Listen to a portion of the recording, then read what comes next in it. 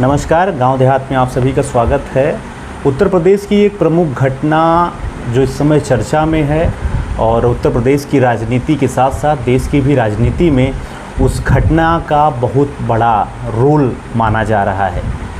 जी हाँ, हाथरस में जो है 2 जुलाई को एक सत्संग के दौरान हुई भगदड़ में 121 से ज़्यादा परिवारों के लोगों को, अपने परिजनों को खोने का दुख हुआ था।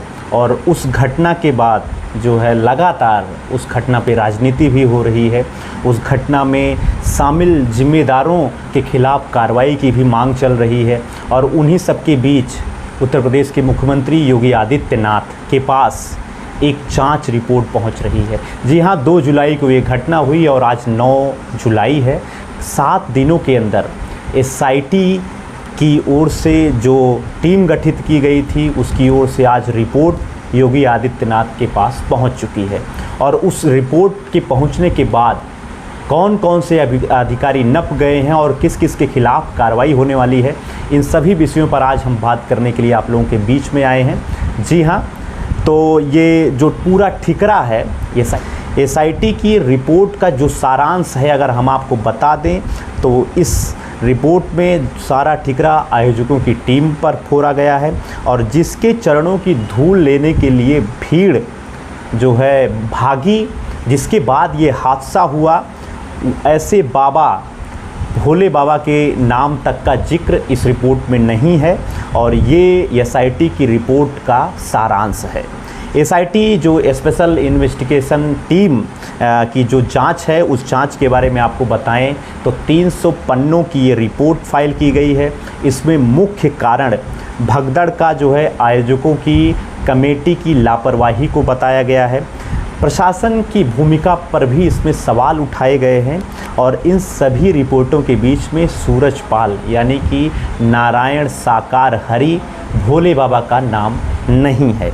उनका नाम क्यों गायब किया गया, उनको जांच में शामिल क्यों नहीं किया गया, उसका बयान क्यों नहीं लिया गया, इन सभी के कारणों को थोड़ा बहुत आपको हम समझाने का प्रयास करेंगे। बाकी कारण तो बाबा जाने। मन की बात के अनुसार योगी आदित्यनाथ को पता है कि उनका नाम क्यों नहीं शामिल किया गया, या एसआईटी की टीम को पता है।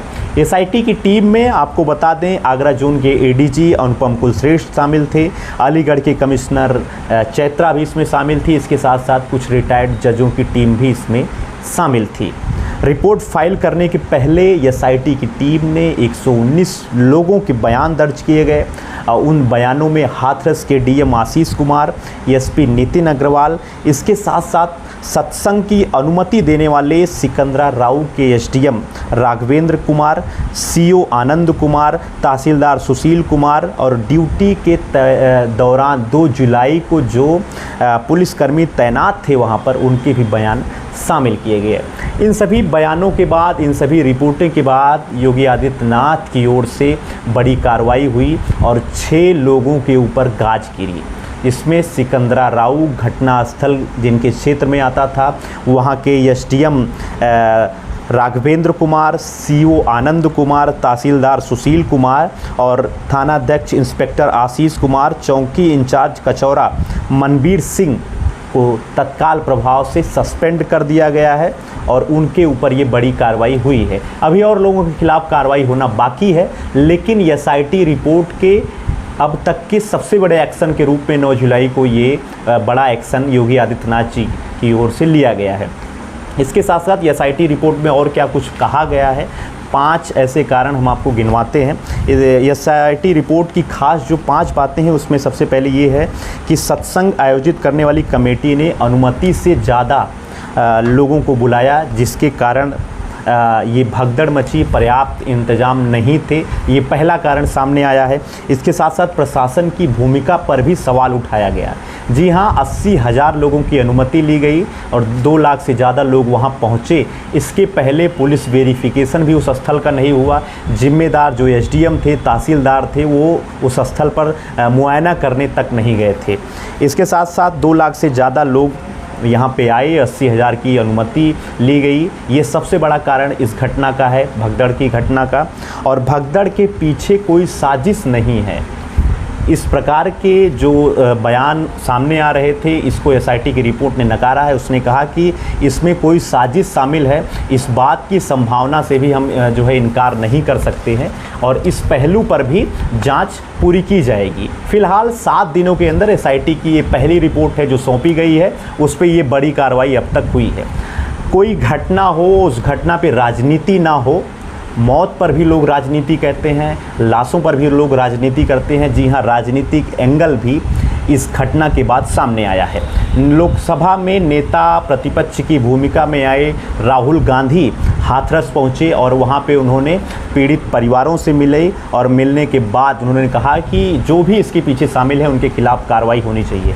बड़ी भूमिका तब समझ में आई जब नगीना से जो है लोकसभा के सदस्य बने जो है चंद्रशेखर रावण वहाँ पे पहुँचते हैं और कहते हैं कि यहाँ पे उचित मुआवजे की मांग होनी चाहिए। बाबा के खिलाफ एफआईआर क्यों नहीं हुई, उनके की भूमिका पर भी जांच होनी चाहिए।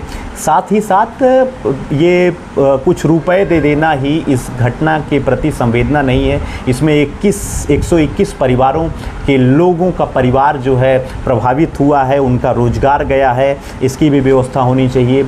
उनको ज़मीन मिलना चाहिए, पेंशन मिलना चाहिए। कम से कम 25 लाख रुपए पीड़ित परिवारों को दिया जाना बहुत ज़्यादा ज़रूरी है।